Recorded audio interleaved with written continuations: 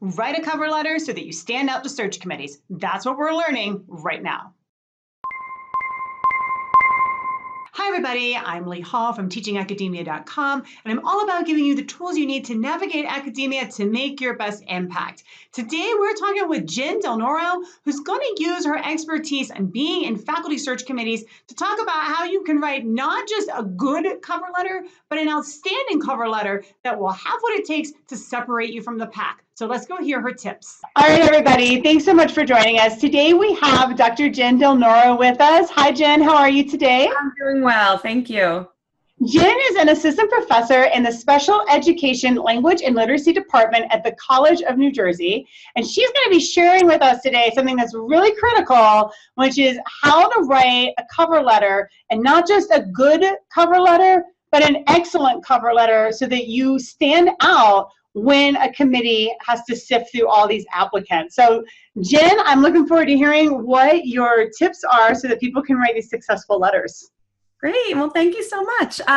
So first off, I would say before you even start crafting the cover letter, just know your audience. Know that they are going to be going through the search committee, has to sometimes read hundreds of these. And so you really want to make yourself stand out as much as possible. Everything from the layout of the cover letter, so having, short, concise paragraphs as opposed to, one very, very lengthy paragraph, anything that can ease the job of the reader is always going to be a positive thing. So just kind of looking at it as, okay, if I was reading 100 of these, what could I do to make mine more readable? How could I, help with the ease of the reading. So because if you make the job easier for the people that are going to be reading it, it's to your benefit. I highly recommend, just because so much of this is stuff that there's not a whole lot of direct guidance on doing these kinds of things, and yet it is so critical. One text that I do recommend is called the Academic Job Search Handbook. By Julia Miller-Vick and Jennifer S. Furlong. It looks like this. And we can link to that too. I'll put a link to that in the show notes. Yep. Great. Yeah, it has some really great tips and samples, which I always love to. One of my other tips would be definitely ask around and see if you can get like a model cover letter. If you have a friend or a favorite professor you've worked with that maybe has one saved. Just to get a sense of it as a genre, because it is a different form of writing. So I think being able to look at 1, 2, if not 3 models and decide what you like about the models and what would work for you. The other thing I would say, even before crafting the cover letter, is really do your homework on the regarding the job description. Look very specifically. A lot of times they're looking for, more than one particular quality or range of experiences in an applicant. So what I would actually do, because it can be a lot of information, is I would print out the job description, and I would actually go through with a highlighter and highlight all the things that they write that are mandatory and number them. And then make sure that at some point in your cover letter, you try to touch on authentically, if you can, how your background, your experience, your know-how aligns with what the expected qualifications are. So definitely know that as well. Yeah, I was going to say, I think you make a really good point about mandatory, because a lot of times in these job ads, you will see mandatory, and then you will see, trying to think. Would be nice. Nice, yeah, and it'll have different headings. And it would be nice, they might have, like, we want somebody that can do A, B, C, D, right? And they list off like 10 things. And there's nobody that's going to do all of those. They don't care about that. And your job doesn't hinge on your ability to cover that. But if you don't meet those minimum requirements, you can't be considered. You have to have those minimum requirements. Correct. So really making sure that you know what they are, making sure that before you go to the trouble of writing that you fit those requirements. So if they say that one of the mandatory things is that you have experience in, say, preschool through first grade instruction, you have to make sure that your qualifications do match that. That way you don't waste your own time. Once you are sure that your qualifications align, and I would recommend highlighting them, number them. Again, before you actually craft the cover letter, peruse the websites available on the institution, on the department. Almost all departments, I can't actually think of one that I've not seen lately, have a mission statement. That make it really clear what their philosophy regarding teaching and learning is, or education. And if you are even able to specifically pull a quote or two out and include it in the cover letter and really explicitly state how your knowledge or your experience or your research aligns with the philosophy of the department, it really shows that one, that you care, that you've done some background work, and that you've made it very explicit how you have the potential of having a great relationship, that you have that know-how. So doing that background work. In terms of the topics to actually cover, I typically, the recommendation is business letter format, and there's all types of resources available as to how to format regarding a business letter. The first paragraph, I think it's good to make clear what specifically you're applying for, because some departments have multiple searches going on at the same time. So making it very clear, I'm applying for the assistant professor tenure track of whatever the specific title is. And then I think you look to humanize and make known in your cover letter who you are, not just in terms of your academic qualifications, but who you are as a person. And that can be difficult. It's kind of it's in some ways, it's kind of like a personal narrative, in that the hope is that the cover letter complements and extends upon what's in your resume.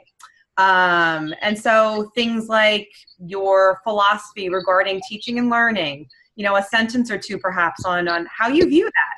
And then if you have a specific example of anything you've done that you're proud of regarding a leadership quality, a particular piece of research that you're working on, hopefully the cover letter addresses both your teaching expertise, and then, typically also the research component, in terms of what your research agenda is, and no one's going to hold you to it if it changes, but, kind of considering what have you done.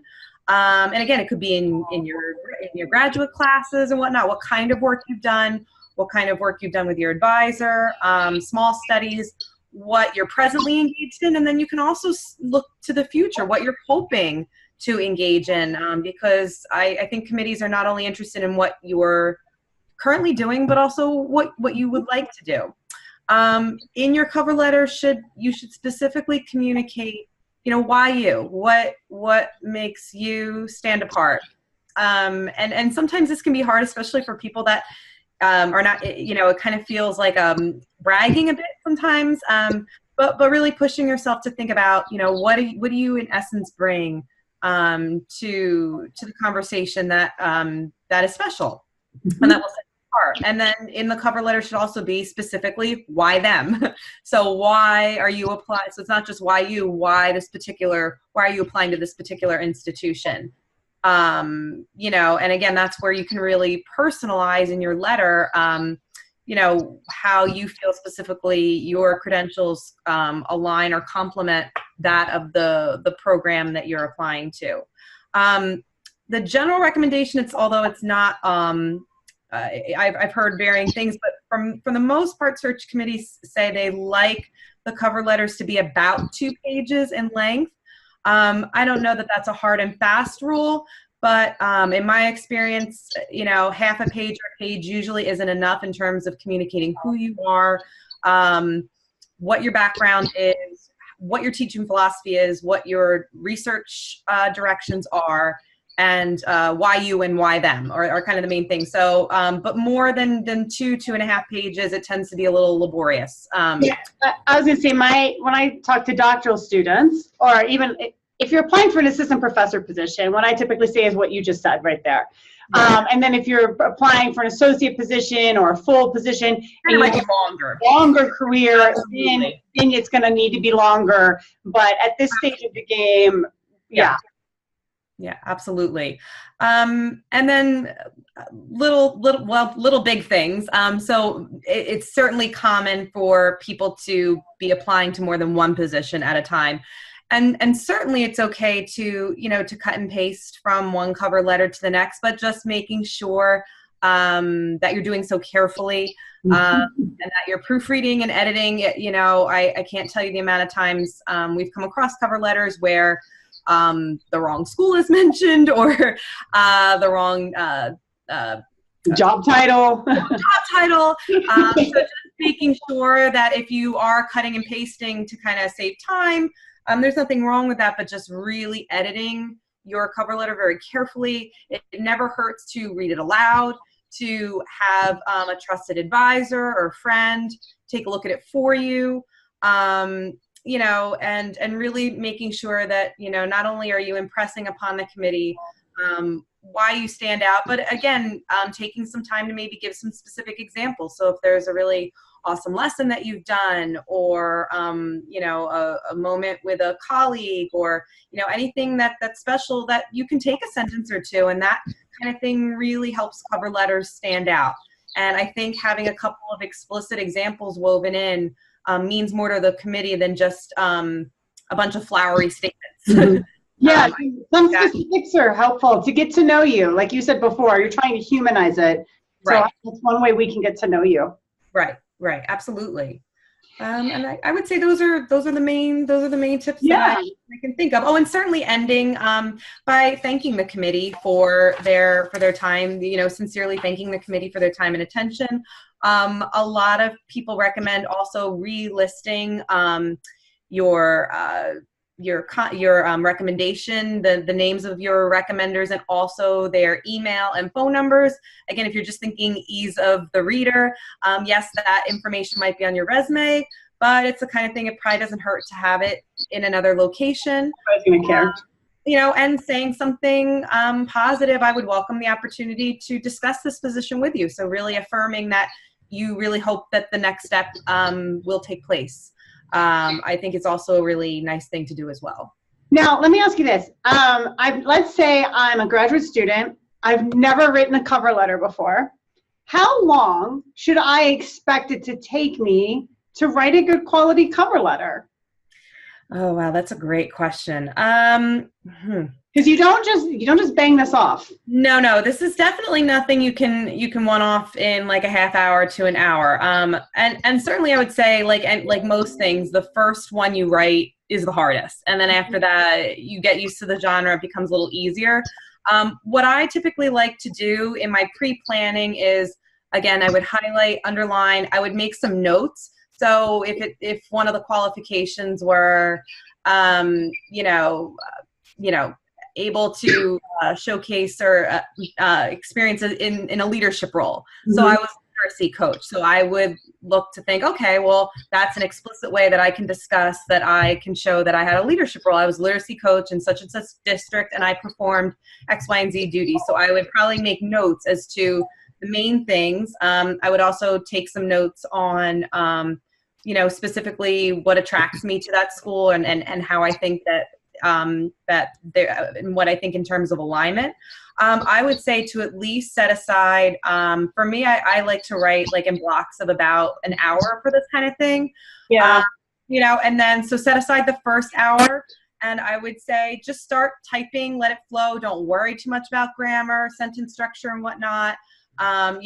Think about the main things you want to touch upon. Think about how you want to organize your paragraphs. In general, it's not a good idea to jump from research to teaching to back to have each paragraph distinctly talk about each thing, and make sure that you're addressing each of the major qualifications, and then set it aside if you can, at least overnight. Because sometimes it's a quick turnaround when you see the ad and you want to apply, and certainly a lot of times, you want to check and see what kind of admission you're looking at too, because sometimes it's a rolling admission, which means they will just keep accepting applications until the proper candidate comes along. But a lot of times it'll give a priority. So, priority given to applicants received before such and such date. So if at all possible, get your application in its entirety before that date. But if time permits, leave it overnight for a night or two, return back to it, and that's when you can really look at it at the more micro level, looking at the sentences, making sure that you're not speaking in generalities, that if you make a general statement about yourself, that hopefully there's a sentence that backs it up in specifically. And then once you've read it at least once or twice, it's never a bad idea to use the spell grammar check that is available on Word just as another backup. And then certainly if time allows, letting another pair of eyes take a look at it.